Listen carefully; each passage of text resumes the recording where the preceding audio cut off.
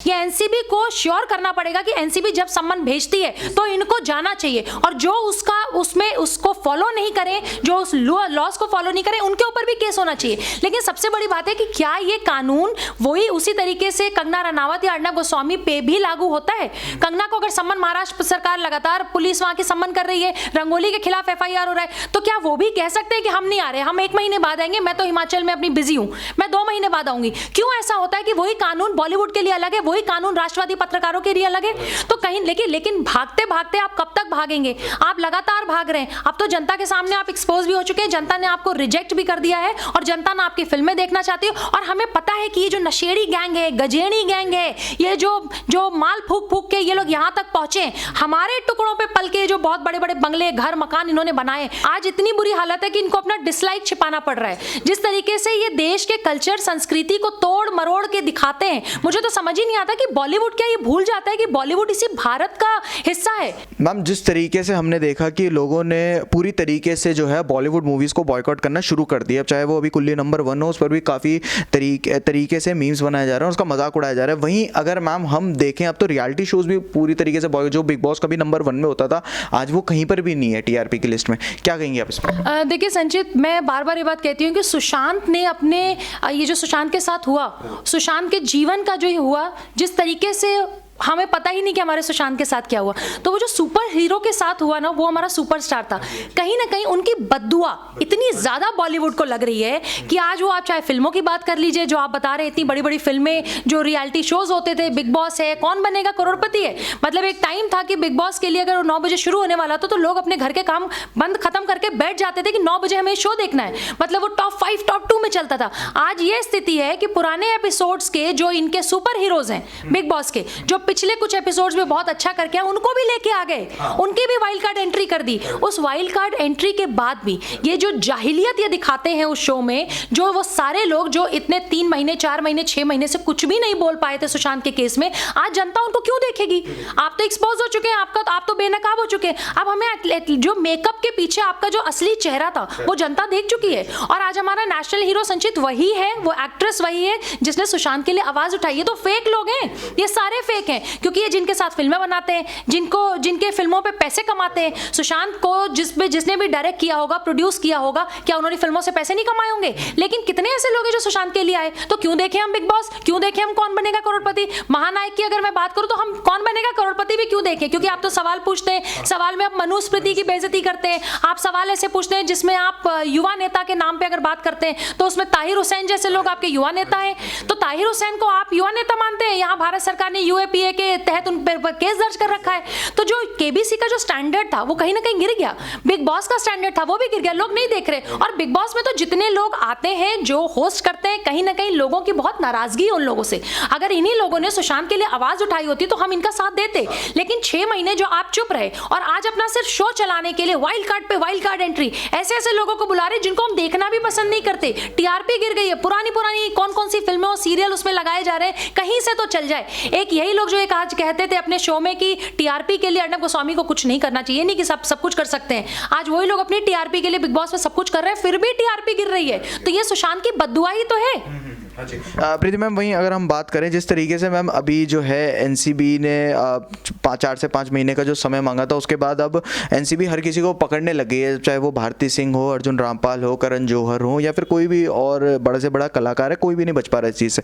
लेकिन मैम जो ये इतने समय मांगते हैं, इतना टाइम जो मांगते हैं, क्या लगता है ये टाइम ये इसलिए मांगते होंगे अपने सबूत मिटाने के लिए? और अगर ये समय मांगते हैं तो क्या एनसीबी को जिस तरीके से अर्नब गोस्वामी या फिर किसी भी राष्ट्रवादी पत्रकार या किसी भी एक्टर को जो उठा लिया जाता है घर से, क्या इनको भी इसी तरीके से उठा लेना चाहिए? बिल्कुल, मैं तो इस बात में केंद्र सरकार से सबसे पहले सवाल पूछती हूँ और एनसीबी से भी सबसे पहले सवाल पूछती हूँ कि अगर देश का वही संविधान, वही कानून एक जगह ऐसे अप्लाई होता है कि सुबह 6 बजे 6:30 बजे आप किसी के घर घुस जाएंगे दरवाजे पे लात मारते हुए, मतलब AK-47 के साथ एनकाउंटर स्पेशलिस्ट अंदर जाता है और किसी की पत्नी, इन लॉज और बेटे के साथ मिसबिहेव करता है, वहां वही कानून चलता है। वही कानून इन बॉलीवुड पे क्यों नहीं चल रहा?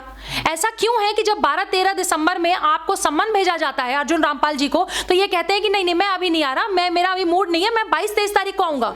ये मजाक नहीं चल रहा है, ये खेल नहीं चल रहा है। ये एनसीबी को श्योर करना पड़ेगा कि एनसीबी जब सम्मन भेजती है तो इनको जाना चाहिए, और जो उसको फॉलो नहीं करे, जो उस लॉस को फॉलो नहीं करे, उनके ऊपर भी केस होना चाहिए। लेकिन सबसे बड़ी बात है कि क्या ये कानून वही उसी तरीके से कंगना रनावत या अर्णब गोस्वामी पे भी लागू होता है? कंगना को अगर सम्मन महाराष्ट्र सरकार लगातार पुलिस वहां की सम्मन कर रही है, रंगोली के खिलाफ एफआईआर हो रहा है, तो क्या वो भी कह सकते हैं कि हम नहीं आ रहे, हम 1 महीने बाद आएंगे, मैं तो हिमाचल में अपनी बिजी हूं, मैं 2 महीने बाद आऊंगी? क्यों ऐसा होता है कि वही कानून बॉलीवुड के लिए अलग है, वही कानून राष्ट्रवादी पत्रकारों के लिए अलग है? तो कहीं लेकिन भागते भागते आप कब तक भागेंगे? आप लगातार भाग रहे हैं। अब तो जनता के सामने आप एक्सपोज भी हो चुके हैं, जनता ने आपको रिजेक्ट भी कर दिया है, और जनता ने आपकी फिल्में देखना चाहती है। और हमें पता है कि ये जो नशेड़ी गैंग है, गजेड़ी गैंग है, ये जो माल फूक फूक के ये लोग यहां तक पहुंचे, हमारे टुकड़ों पे पल के जो बहुत बड़े बड़े बंगले, घर, मकान इन्होंने बनाए, इनको हमारी जरूरत है, हमें इनकी जरूरत नहीं है। जनता क्या तो आगे तो इनको नतमस्तक हमेशा होना पड़ेगा। लेकिन आप देखिएगा सुशांत का ये जो केस चल रहा है, सुशांत बहुत लोगों की दुकानें बंद करेगा। एक सुशांत की जिंदगी इन लोगों ने खराब की, सुशांत के परिवार की जिंदगी खराब की, बहुतों की जिंदगी और बहुतों का करियर खराब होगा बॉलीवुड में। तरीके से करण जौहर को सम्मन भेजा गया है दिल्ली हाईकोर्ट द्वारा गुंजन सक्सेना के ऊपर, और पहले जो है इंडियन एयरफोर्स ने भी इस मूवी पर जो नेटफ्लिक्स पर रिलीज हुई थी, इस पर आपत्ति जताई थी।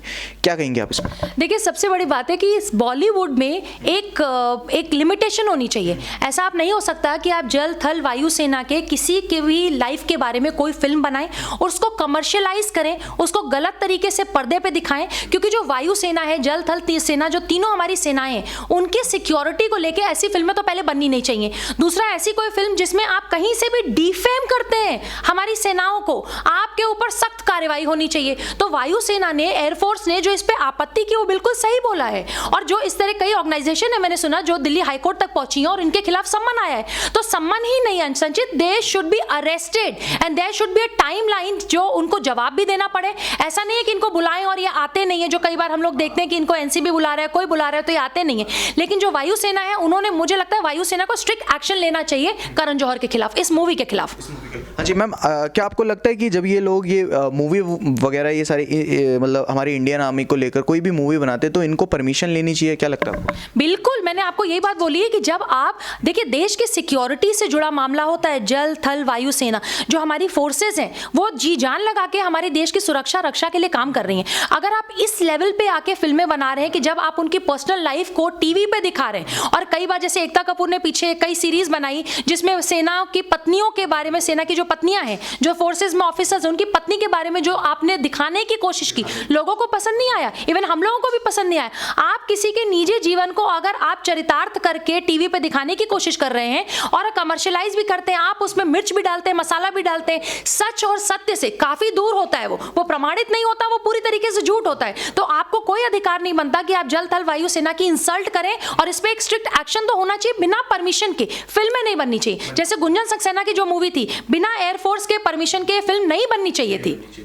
मैम, हमेशा से हमने देखा है कि करण जौहर अपनी मूवीज़ में या फिर कोई भी बॉलीवुड का कोई अपनी मूवीज़ में हर किसी को गलत पोर्ट्रे करता है, और करण जौहर अपने खुद के शो में कॉफ़ी विद करण में किस तरीके से सुशांत सिंह राजपूत हो गए या फिर और अन्य कलाकार हो गए, उनका मजाक उड़ाते थे। लेकिन मैम, अब हम देख रहे हैं जैसे सभी ने धर्मा प्रोडक्शन को बॉयकॉट करना शुरू कर दिया है, करण जौहर को बॉयकॉट। जैसे अभी शाहिद कपूर की मूवी आने वाली थी धर्मा प्रोडक्शन के अंडर, वो पीछे हो गए।